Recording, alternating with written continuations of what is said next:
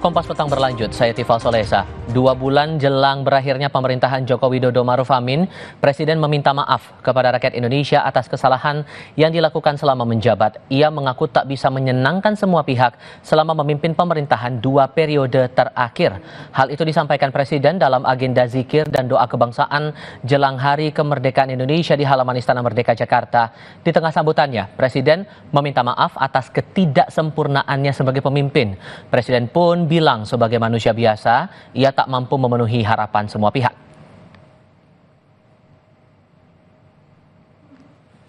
Beserta Ibu Negara Iriana Joko Widodo dengan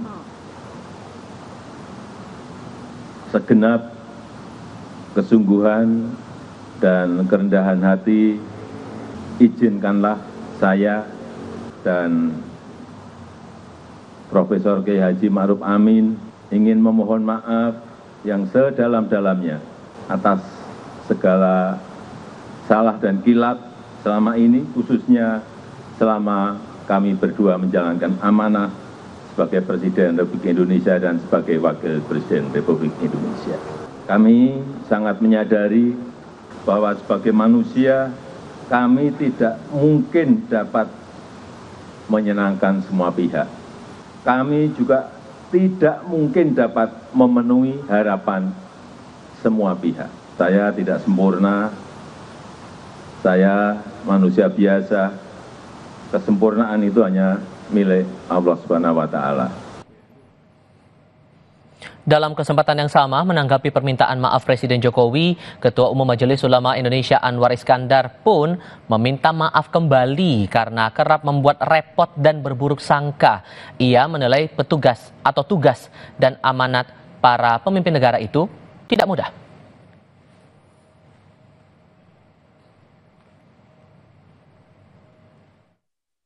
Kalau Pak Jokowi tadi menyampaikan bersama Pak Kiai Ma'ruf minta maaf. Kalau boleh saya mewakili panjenengan semua, boleh nggak? Kita maafkan, Pak.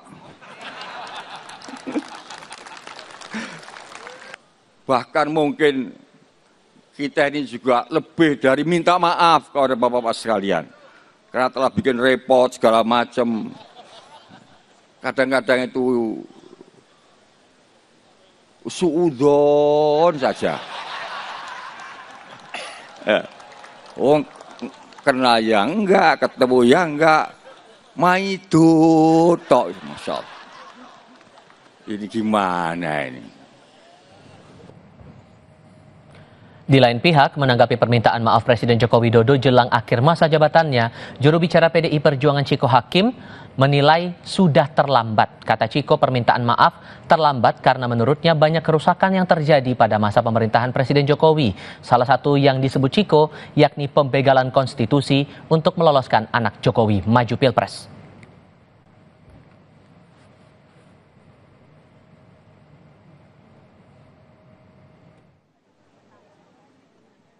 Kami dari PDI Perjuangan tidak ingin terlalu menghiraukan atau tidak ingin terlalu menganggap serius hal ini karena memang semuanya sudah cukup terlambat. Kita tahu dalam beberapa tahun terakhir ada penyalahgunaan dalam kekuasaan sehingga terjadi pembegalan dalam konstitusi kita untuk meloloskan putra sulungnya, dan kemudian baru-baru ini juga di Mahkamah Agung dilakukan lagi untuk meloloskan putra bungsu yang bersangkutan. Di pihak berbeda, Partai Amanat Nasional menghargai permintaan maaf Presiden Jokowi dalam acara zikir dan doa kebangsaan pada Kamis malam. PAN menilai sikap Jokowi yang mengakui adanya kekurangan selama 10 tahun menjabat sebagai presiden sebagai wujud seorang negarawan.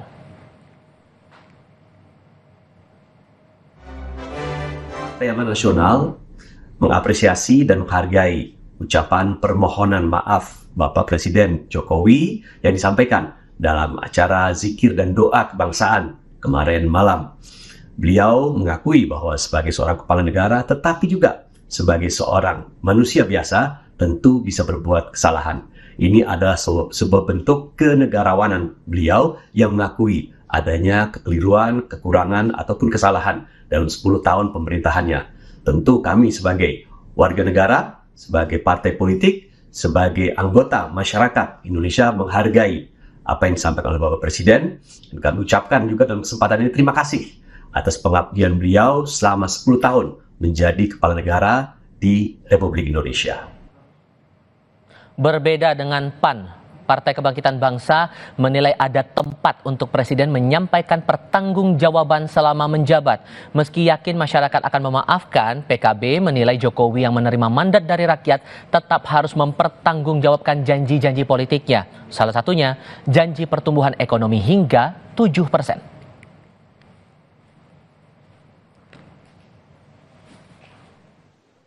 Tapi selaku Presiden, itu ada laporan dan pertanggungjawaban kepada masyarakat Indonesia terkait dengan janji-janjinya, terkait dengan kepercayaan yang sudah diembannya, terkait dengan mandat sudah sampai di mana. Termasuk janji menegakkan demokrasi juga masih tanda kutip ada yang masih belum merasakan kepuasan itu. Termasuk juga janji untuk pindah ibu kota juga sampai hari ini juga belum. Pertumbuhan ekonomi dan pengangguran masih cukup lebar, banyak juga yang kena PHK. Nah, itu janji pertumbuhan 7% tidak tercapai.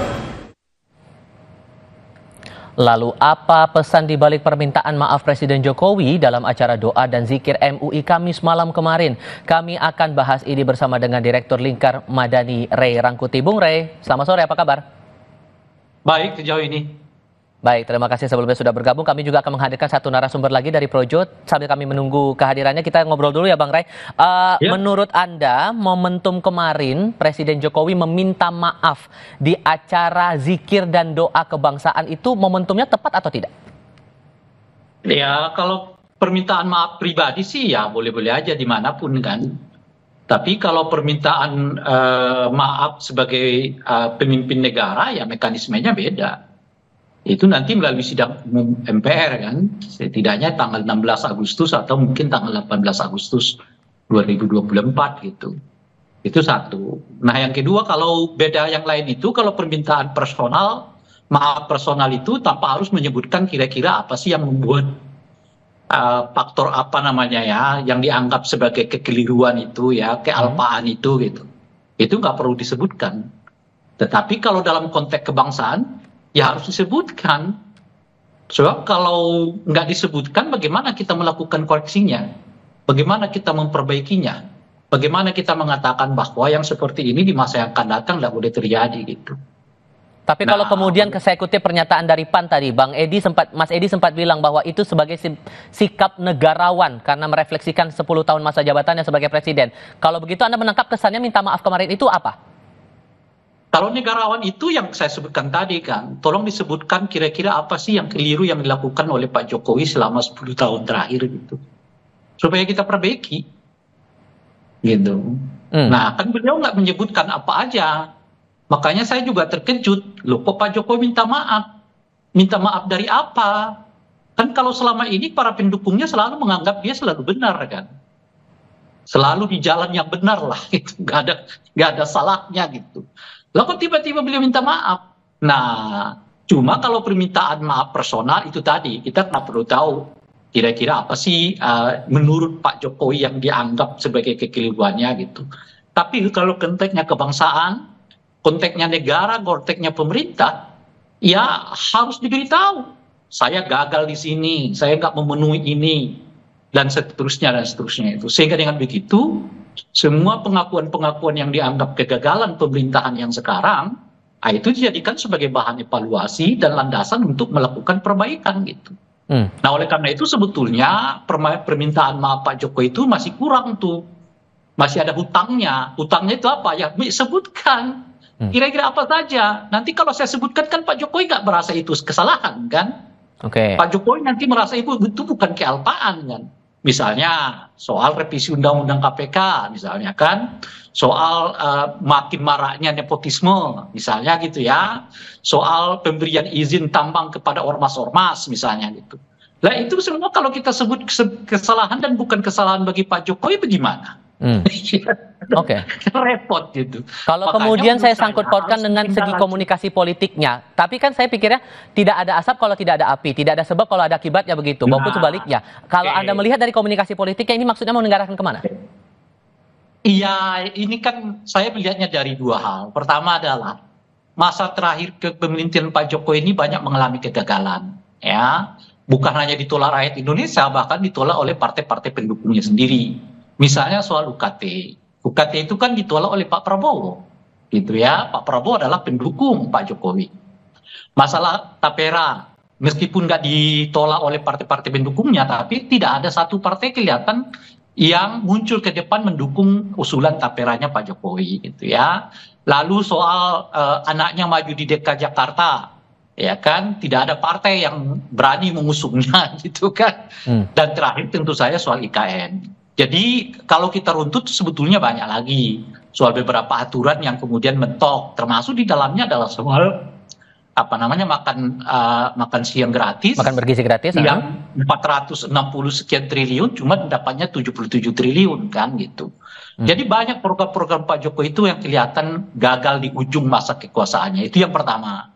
Dan dia melihat sendiri bahwa partai-partai pendukung dia hari ini ternyata nggak sesolid dan nggak sekuat yang ia bayangkan, bahwa apa yang ia katakan dengan sendirinya akan mewujud di dalam persetujuan partai-partai pendukung. Gitu Walaupun ya. kemudian kita tahan dulu di situ, Bang, karena ketiga, pertanyaan menariknya yang ketiga begini, nih. karena ada pernyataan juga dari Presiden. Masih ada yang ketiga nih. Oke, Nah, silakan yang singkat. ketiga adalah beliau saat ini memang nggak punya pegangan karena tidak punya partai. Oke. Jadi menjelang lengser ini, presiden yang tidak punya partai, ya mau tidak mau harus menopang dirinya kepada permaafan keseluruhan rakyat Indonesia. Dalam konteks itulah ya Pak Jokowi mungkin menyampaikan permaafan itu gitu. Oke, kalau kita merinci lagi, salah satu kalimat yang menarik disebutkan di situ, mohon maaf karena belum bisa penuhi semua harapan rakyat. Kalau yang Anda cermati, harapan yang paling jauh terwujudnya apa? Tapi nanti jawabnya ya, kita akan lanjutkan lagi diskusinya di sesi berikutnya. Usai jeda berikut ini.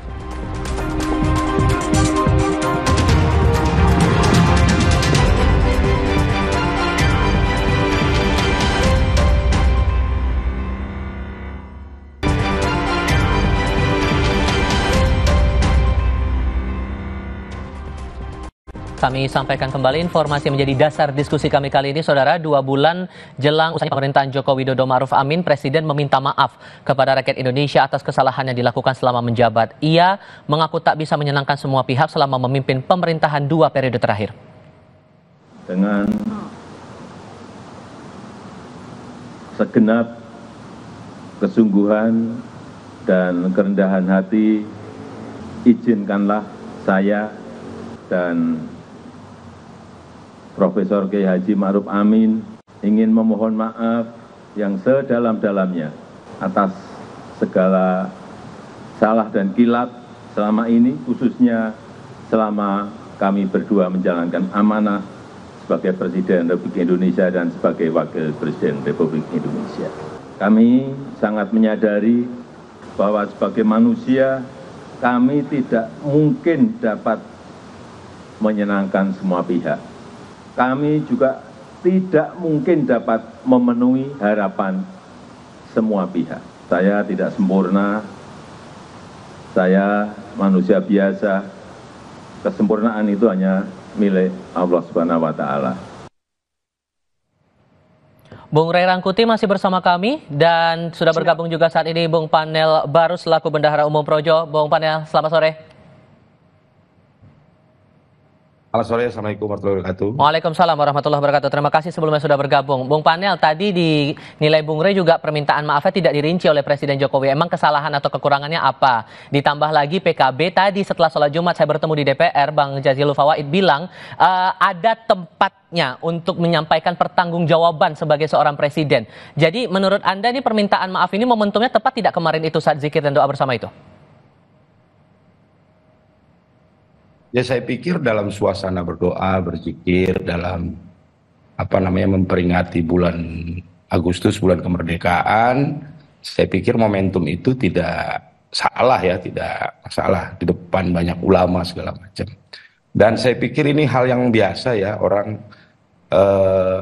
Pak Jokowi dia akan mengakhiri masa jabatannya ya di bulan Oktober, di momentum yang baik. Tadi malam dia menyampaikan permohonan maaf ke seluruh rakyat karena memang seperti yang beliau sampaikan, tidak ada yang sempurna manusia itu. Sempurnaan hanya milik Tuhan. Gitu. Tentu dalam memimpin di periode kedua ini juga mungkin ada kekurangan, tidak bisa memuaskan berbagai pihak. Karena juga di periode kedua banyak sekali tantangan yang dihadapi oleh pemerintahan Jokowi Maruf Amin. Di awal periode 2019 negara kita dan seluruh negara di dunia juga menghadapi satu krisis yang disebabkan oleh COVID-19. Tentu banyak kebijakan-kebijakan, banyak pilihan-pilihan keputusan yang harus diambil, dan terkadang pilihan-pilihan keputusan itu belum tentu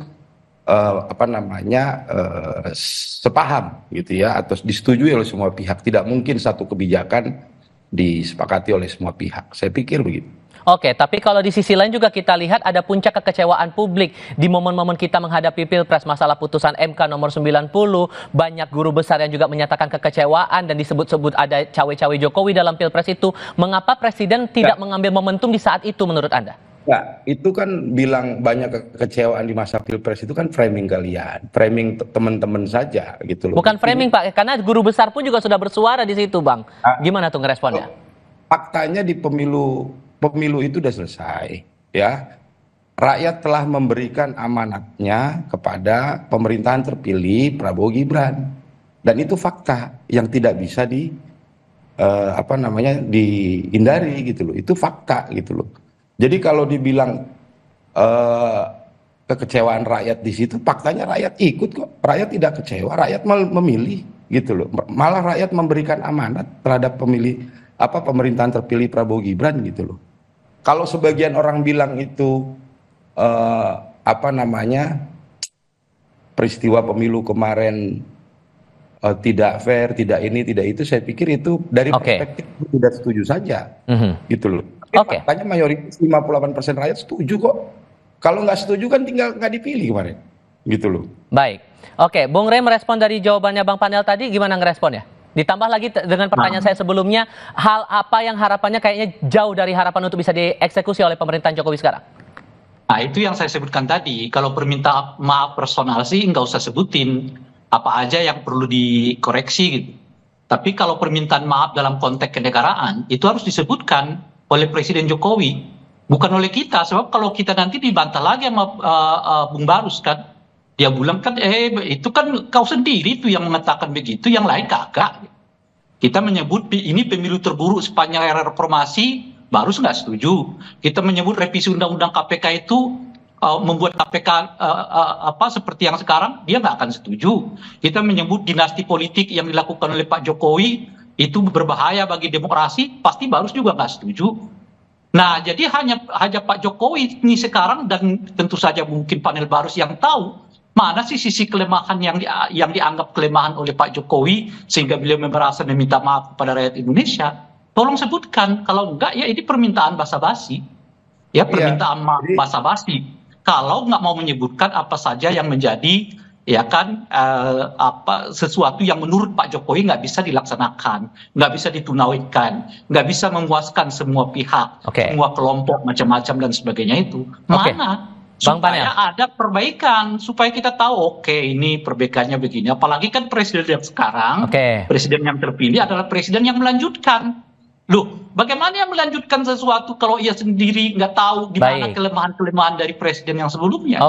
Tahan dulu Bung Rey. Boleh responnya Bang Panel? Iya, masalah Bung Rey mengatakan saya tidak setuju. Bung Rey punya persepsi bahwa ini dinasti, bahwa persepsi ini pemilu terburuk, terserah. Itu kan Bung Rey punya ukuran-ukuran sendiri. Cuman faktanya pemilu kemarin keikutsertaan rakyat dalam gegap gempita pemilu itu cukup tinggi. Ada 151 juta pemilih.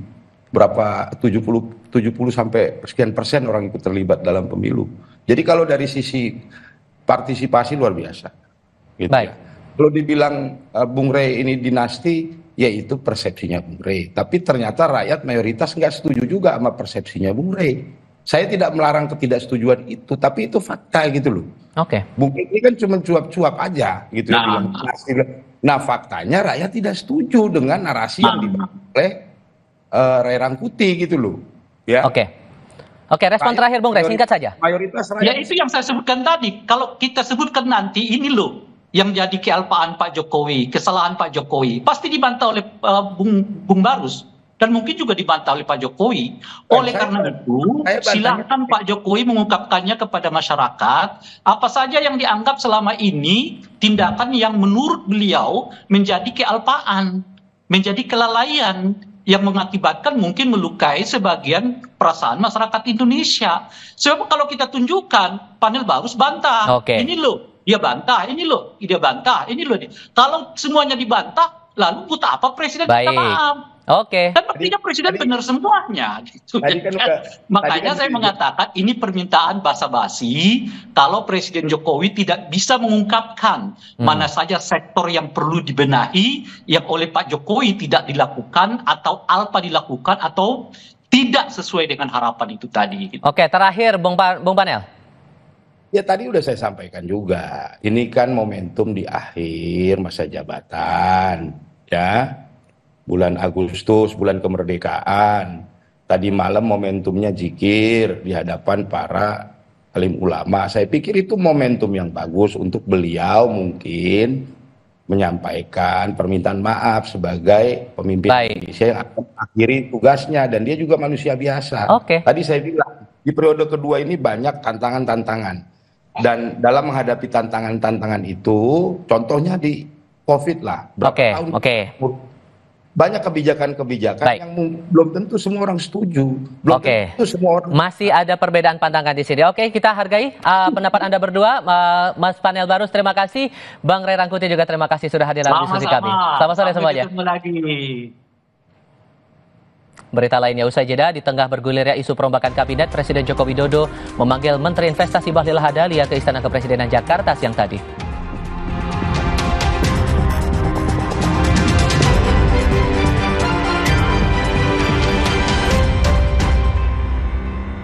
Penuh di Cerita Rasa, kita akan mencoba berbagai kuliner murah meriah idola para mahasiswa. Bu, kenapa jualnya 11.000? Ini udah dinaikkan ya. Rasanya enak food lover, bukan 11.000 ngasal itu enggak. Salut ini. Mureh-mureh. Mumtaz. Pecah nih food lover, ini mumtaz. Cerita Rasa, murah meriah ala anak kuliah. Sabtu 3 Agustus pukul 10:30 siang di Kompas TV. Luwak White Coffee, hanya 90 kalori dan 5 gram gula. Kopi rendah gula pertama di Indonesia. Belum sarapan? Belum dong. Berani ngopi? Berani dong. Luwak Hitam Premium, lebih nyaman diminum karena dibuat dengan metode slow roasting, menciptakan kopi premium dengan pH level yang lebih netral. Luwak Hitam Premium, harus jinak, nyaman diminum. Luwak White Coffee, hanya 90 kalori dan 5 gram gula. Kopi rendah gula pertama di Indonesia. Hobi koleksi antik mewah tapi dinding kurang wah? Mempersembahkan Dulux Ambience dan Ambience Diamond Glow dengan warna yang kaya, permukaan halus, dan hasil akhir yang mewah. Hidupkan kemewahan bersama Dulux. I'm Anyusop, Mr. Dub, my favorite. This is the ultimate taste. Ini perjalanan mencari rasa ultimate. Love at first slurp. Yang sedapnya hangatkan suasana. Bikin momen lebih hidup. The best feelings. Sedapnya kental laksa, goreng kriuk, gurih koyanya. Dari satu mangkuk mie, sedapkan pada jutaan mimpi. Mr. Dub brings taste to people's lives. Dari Wings Food. You should try it. Can I kick it? Yes, you can. Can I try?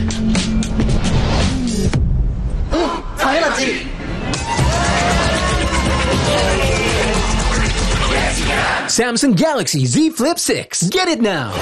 Aku tuh punya kebiasaan minum es kopi di pagi hari. Nyut. Ternyata aku punya masalah gigi sensitif. Cobain pakai Sensodyne. Beneran kebukti ngelindungin gigi sensitif aku seharian. After seminggu. Dan ternyata hasilnya wow. Kenali lebih dekat Politeknik Angkatan Darat, institusi pendidikan yang berfokus pada teknologi dan inovasi alutsista khusus Matra Darat. Ikuti juga prosesi wisuda Diploma 4 Angkatan kelima dengan malam pengantar tugas sebagai puncaknya, serta penampilan trio macan. Seru dengan aksi dan inovasi karya para bintara mahasiswa bersama Cynthia Rompas. Ikuti Semarak Satria, Sabtu 3 Agustus pukul 8 malam di Kompas TV. Dipersembahkan oleh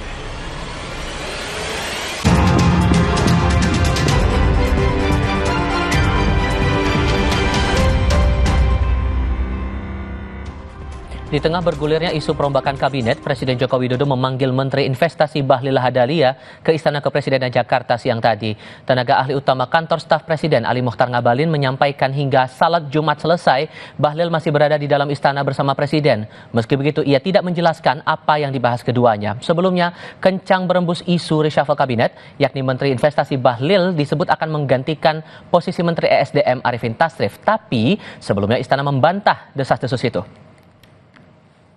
Isu reshuffle kan juga pakai bawaan lagi ya, apalagi mengatakan bahwa katanya Pak Bahlil ya Pak Bahlil mau digantikan Pak Arifin.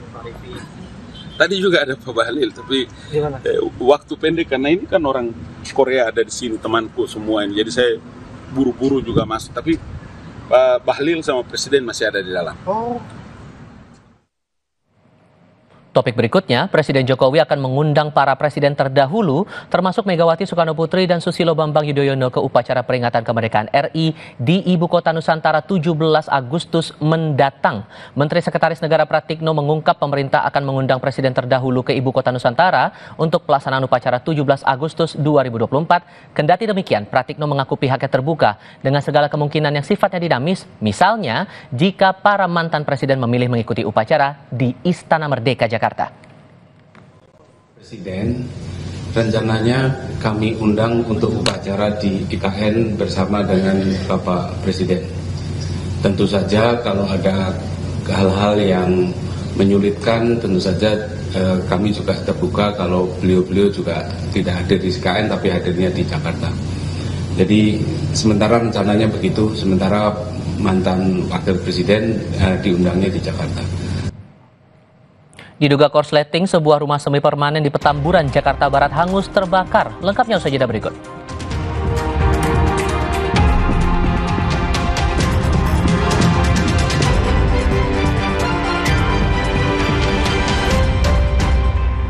Utama, Senin sampai Jumat, live di Kompas TV.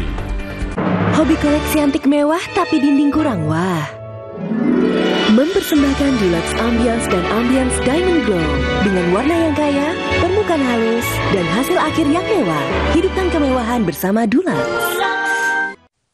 Saat aktivitas padat, saatnya level up. Minum Hemaviton Action Immune Up.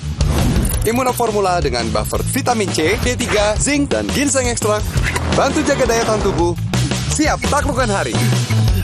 Jangan sampai drop dong. Minum Hemaviton Action Immune Up 1 kali sehari. Ready, action lagi. Baru Hemaviton Action Energy Drink. Energi gue untuk siap action. Saat ada tantangan lebih, ini waktunya challenge your action. Hemaviton Action Immune Up. Hemaviton Action Energy Drink. Can I kick it? Yes, you can. Can I kick it? ¿Qué? Can I play? See the way. Can I kick it? See the way. Can I kick it? Yes, you can. Samsung Galaxy Z Flip 6. Get it now. Sektor pariwisata di Bali berkembang kian pesat setiap tahun. Pada 2023 tercatat 5,2 juta wisatawan mancanegara. Pada 2024 diperkirakan mencapai 7 juta. Belum termasuk wisatawan domestik yang jumlahnya tentu lebih banyak. Apa dampaknya terhadap sektor properti di Bali, khususnya hotel, resort, dan villa? Bincang kita, Booming Properti 2024 di Bali. Sabtu 3 Agustus, pukul 8:30 pagi di Kompas TV. Dipersembahkan oleh Big Match. Dua raksasa Liga Inggris, Manchester City dan Chelsea, akan bertarung dalam laga uji coba di Ohio Stadium, Amerika Serikat. Bersama pelatih Pep Guardiola dan ujung tombak Erling Haaland, Manchester City siap menyerang pasukan London Biru besutan pelatih baru Enzo Maresca, dipimpin Kapten Reece James. Friendly match, Manchester City versus Chelsea, Minggu 4 Agustus, pukul 4:15 pagi, live di Kompas TV.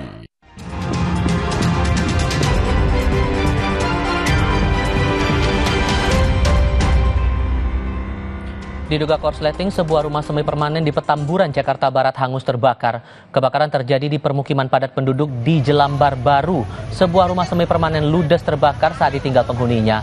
Api diduga berasal dari korsleting di lantai 2 rumah. Sebanyak 12 unit mobil pemadam dikerahkan untuk memadamkan api. Tidak ada korban imbas kebakaran itu.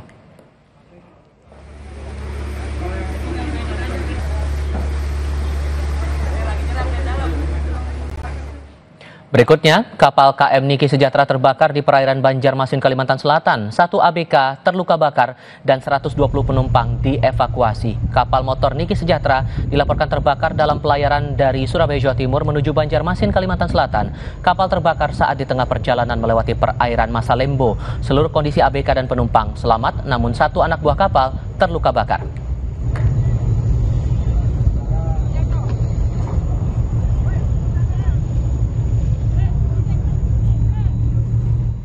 Sekian Kompas Petang kali ini, selanjutnya Sapa Indonesia Malam. Saya Tifa Solesa. Dan saya Cindy Permadi, terima kasih, sampai jumpa.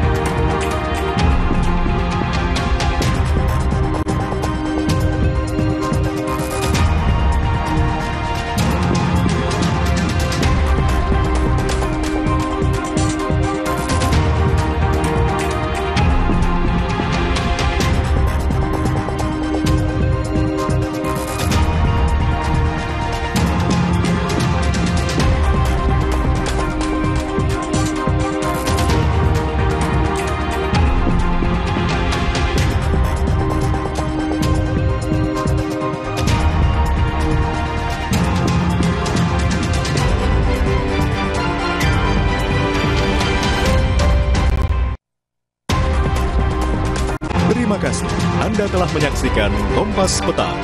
Didukung oleh Dua Hitam Premium, Harun Jimat, Daman, Minum.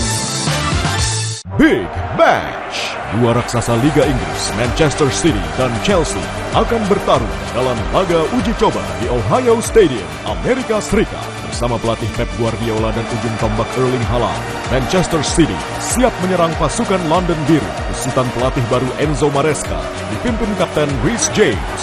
Friendly match, Manchester